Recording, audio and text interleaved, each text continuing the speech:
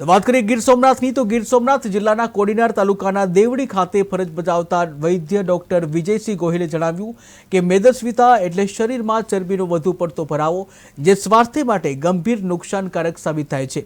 ત્યારે કસરતનો અભાવ, બહારનું ખાવા પીવાની ટેવ અને અનિયમિત જીવનશૈલી તેના મુખ્ય કારણો છે।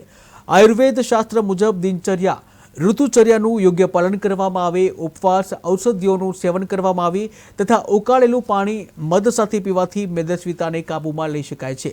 તેમણે વધુ જણાવ્યું હતું કે જીવનશૈલીમાં સુધારો અને આયુર્વેદિક ઉપચાર અપનાવવાથી મેદસ્વીતાના દર્દીઓને ઉત્તમ પરિણામ મળી શકે છે।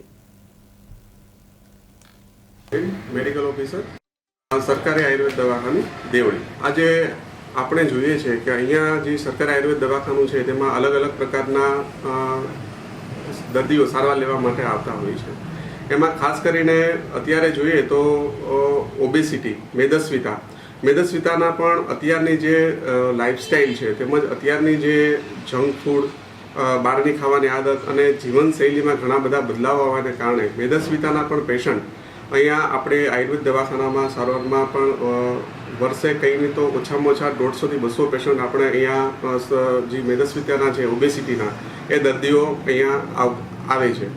તો મેદસ્વીતા છે તો એનું આયુર્વેદ શાસ્ત્રમાં પણ ચરક સંહિતામાં જોઈએ તો અષ્ટનિંદની અધ્યાય જેમાં મેદસ્વીતાનું વર્ણન કરવામાં આવેલું છે।